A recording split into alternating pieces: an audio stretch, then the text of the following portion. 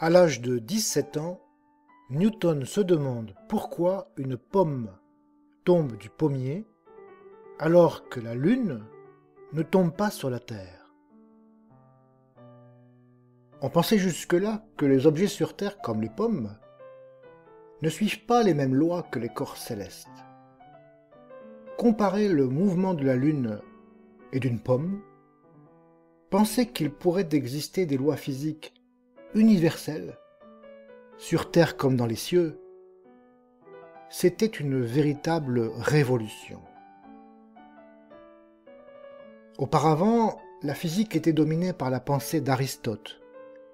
Chaque objet a son lieu qui lui est propre.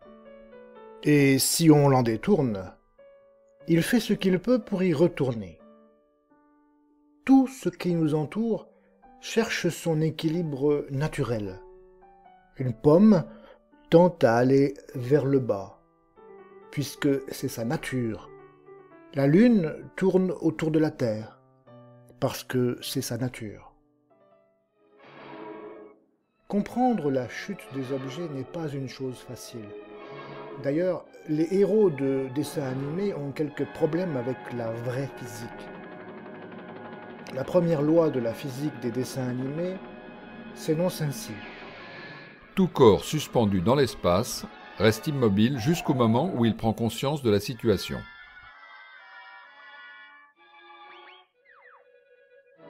Selon un dessinateur de Walt Disney, Les dessins animés suivent les lois de la physique, sauf si le contraire est plus drôle.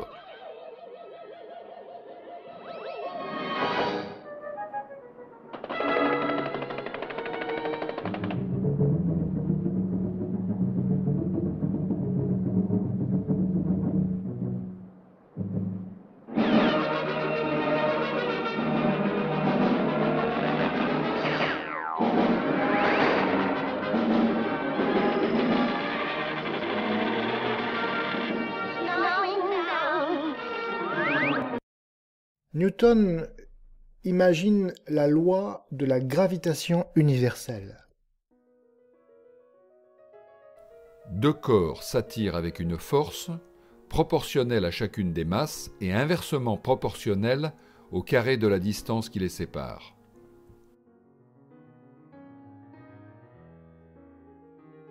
D'où vient cette force d'attraction? Comment l'expliquer? Comment comprendre que deux objets à des milliards de kilomètres puissent s'attirer instantanément?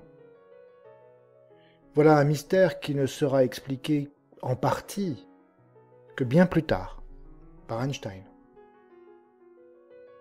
Tous les objets, par exemple une pomme ou la Lune, sont attirés par la Terre.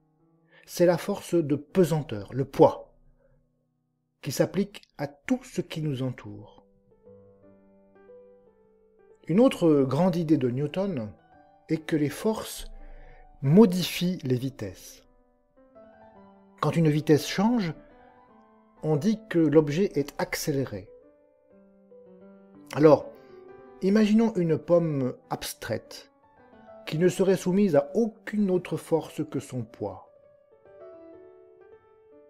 Dans le voisinage du pommier, la pesanteur est à peu près constante.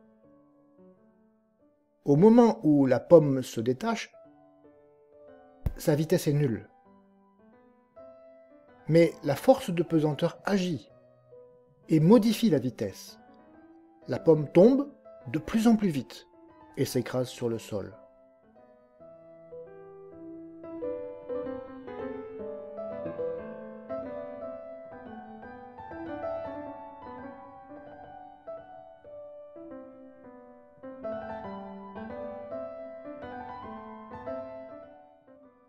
Newton va plus loin.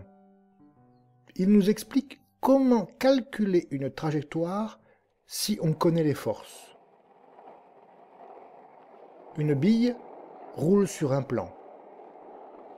Que va-t-il lui advenir? Rien. Elle continue à rouler à vitesse constante. Cette affirmation qu'on trouve dans les livres de physique est vraie bien sûr. sauf qu'elle ne correspond pas à notre pratique quotidienne. La bille de billard va finir par s'arrêter. Des forces de frottement la ralentissent. Mais négligeons ces forces. Lorsque la bille est en contact avec le sol, celui-ci réagit et impose une force de réaction opposée à la pesanteur qui l'empêche de transpercer le sol. Si bien que la force totale qui agit est nulle. S'il n'y a pas de force, il n'y a pas de modification de la vitesse, et la vitesse est constante. C'est ce que nous avons vu. Mais lorsque le sol se dérobe, la bille est soumise à cette force de pesanteur, son poids, qui modifie la vitesse. Et il n'y a plus de sol pour contrebalancer le poids. Newton exprime tout cela par l'une des formules les plus importantes de la physique. F égale ma. F, c'est la force, m, la masse de l'objet, et a, l'accélération. L'accélération, c'est la vitesse à laquelle évolue la vitesse. Autrement dit, la dérivée de la vitesse. Dans notre situation, la force de pesanteur est constante, dirigée vers le bas. C'est donc que l'accélération est constante, dirigée vers le bas. C'est donc que le vecteur vitesse augmente chaque seconde d'un vecteur constant. Regardez la trajectoire, c'est une parabole. Si on connaît les forces qui sont appliquées à un système, on connaît l'accélération.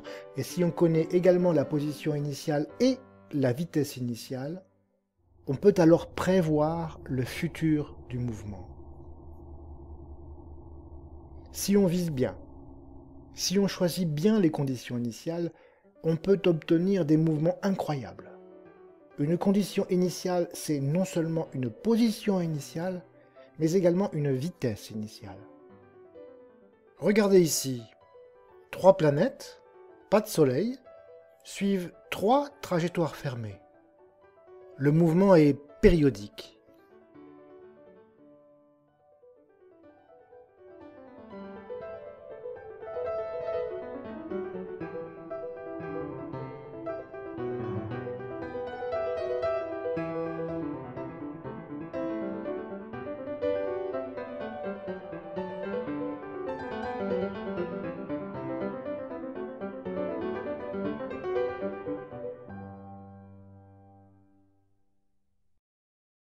Ici, c'est plus intéressant. Les 3 planètes partagent la même trajectoire.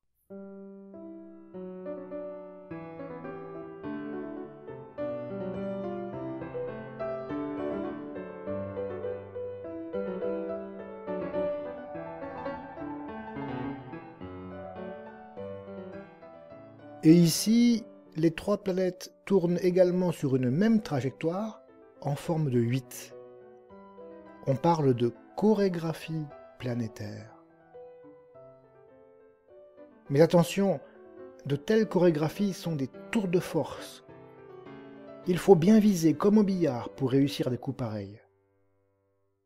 Si on change un peu les conditions initiales, patatras, la belle chorégraphie devient un vrai chaos.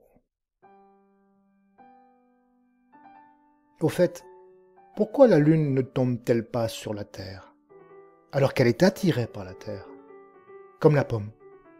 La réponse de Newton est stupéfiante. Elle tombe. Si on observe ce qui se passe au voisinage de la Terre, la force de pesanteur n'est pas constante. Elle est toujours dirigée vers le centre de la Terre, mais elle est de moins en moins forte au fur et à mesure qu'on s'en éloigne. La Lune est attirée par la Terre, par la force de gravitation, qui infléchit sa trajectoire. Mais comme ceci se combine avec une rotation, elle est en chute perpétuelle, sans jamais atteindre son but. Si la Lune n'était soumise à aucune force, elle continuerait son chemin en ligne droite, en feignant de ne pas connaître la Terre. Prenons donc une lune fictive, à 384 000 km de la Terre, et lâchons-la. Elle tombe.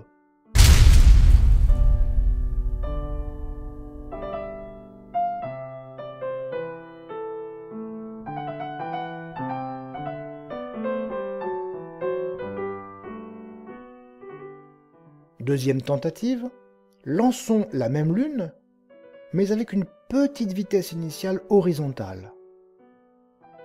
La trajectoire est un peu déviée, mais nous n'avons pas évité la catastrophe.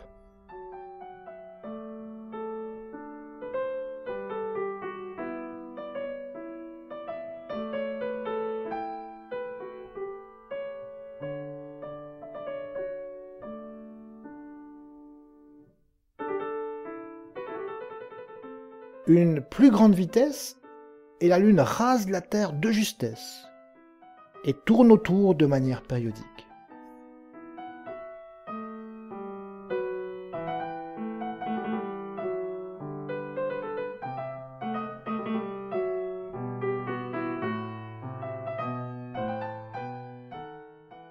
Une vitesse plus grande encore, et la Lune tourne sur une orbite circulaire, comme ce qui se passe à peu près dans la réalité.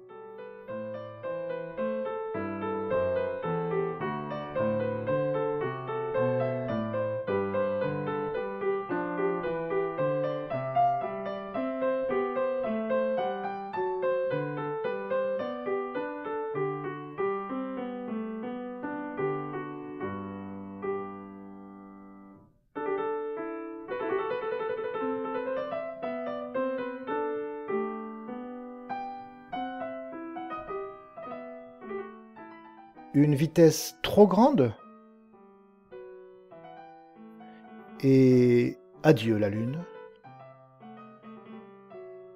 Alors vous imaginez bien que pour étudier le système solaire, avec ses 8 planètes principales et ses milliers d'objets secondaires, tous en interaction, pour décrire une condition initiale, il faut donner beaucoup de positions et beaucoup de vitesse. Et vous imaginez toutes les données nécessaires pour décrire le mouvement de l'atmosphère et de ces innombrables molécules. Étudier les trajectoires d'un champ de vecteurs, qui dépend d'un grand nombre de variables. Voilà le vrai défi que nous a lancé le grand Newton.